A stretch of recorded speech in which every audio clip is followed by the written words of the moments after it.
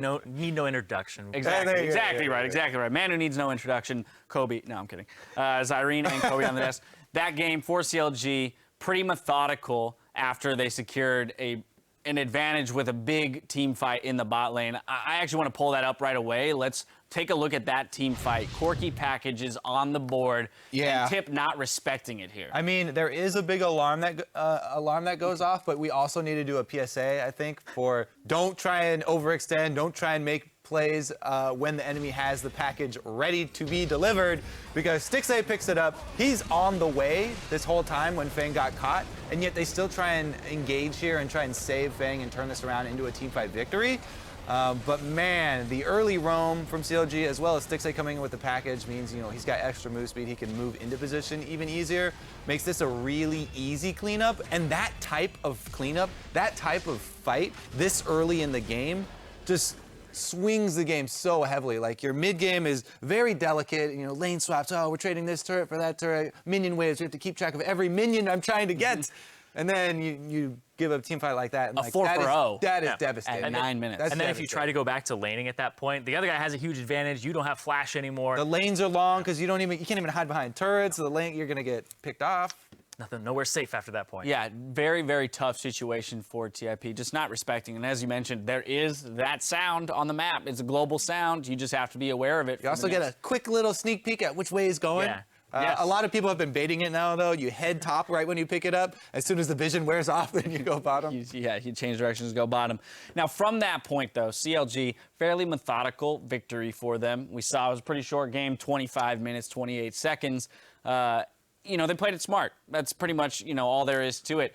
But Impulse definitely struggled given their composition. They have this Nocturne Lissandra. It felt as though they were pushing the engagements a little bit too much, trying to find their way back into the game. Yeah, it got to the point where they seemed a little flustered and frustrated. They lost that fight, and then they kept trying to take fights over and over again, and CLG were already roaming there. I think CLG have been stepping up their roam game with HuHi in particular, because he used to just have to take TP on Lissandra to get to these fights, and now he's showing up to them a little bit earlier with his Zed and with his LeBlanc.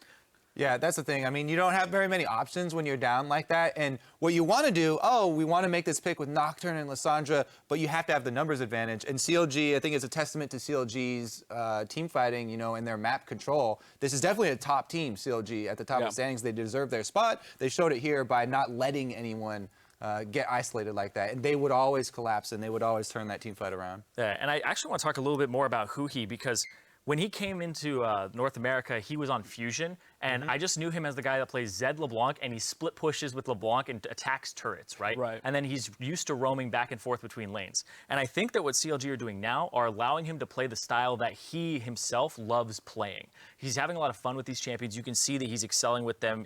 He's played 5 games of LeBlanc and Zed combined, and he's 23, 5, and 20. So he's really good on these assassin champions, and he still plays the map instead of tunneling on just one person and trying to kill them. So he's still a team fighter when he picks these up, and I think this is really good to see, because now his style is just settling in on CLG, and he's not having to change the way he plays.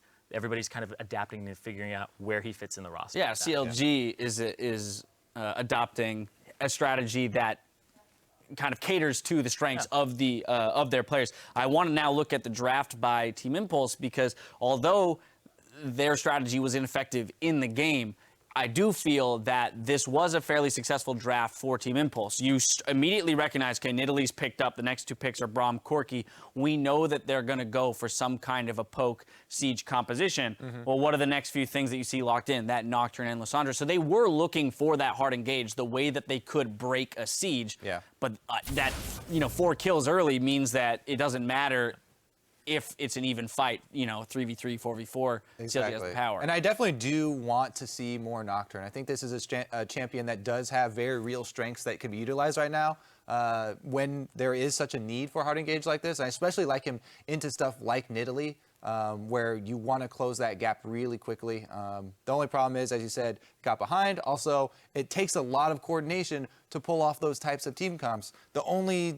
We've seen only a couple of teams be able to pull this stuff off, like Immortals. It takes that level of cohesion and that level of coordination to pull that off. Yeah, and then I think Feng also on top of that, the Gangplank in the top lane was a little bit underwhelming.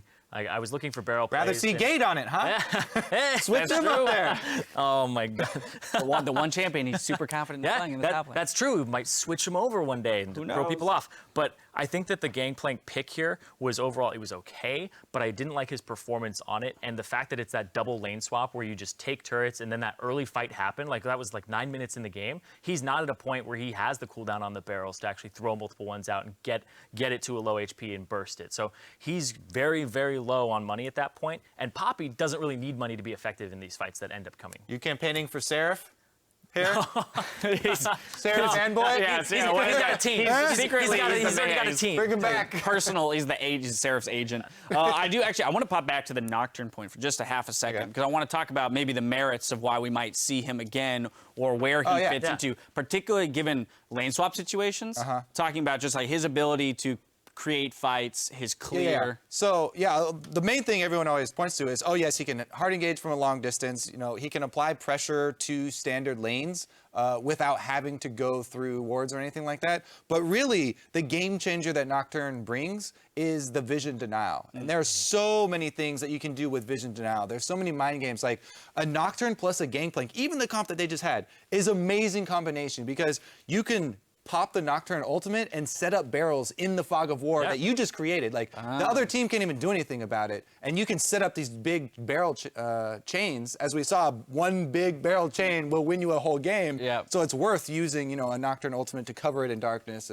And there's so many cool plays you can come up with when you have this champion. Exactly. And people can't TP while you have that Nocturne ultimate down, so you can actually create a numbers advantage very quickly. They won't be able to see the Lissandra engage with the claw. So if you are actually coordinated with your team, you cover so much, and that's one of the strongest things that you can do in League of Legends. I mean, brush is so important in our game. If the whole map is brush for a couple seconds, you can utilize that. And I feel like as we see people play Nocturne more and more, we might be seeing some of those clever plays. So there was one in LCK where they masked an Ashe arrow with a Nocturne ulti, and that was really cool to see. Yeah, it's also really good against teams that you know have like communication issues, so you know that they're not quite sure if they're committing and stuff like that. But so perhaps some innovation coming out of Team Impulse there, however unsuccessful in this matchup. CLG picking up the victory they need to keep themselves at the top of the table, or at least near the top. Keep it tuned right here because Liquid are setting up on stage, and today they fight the new and improved Echo Fox. We'll be right back.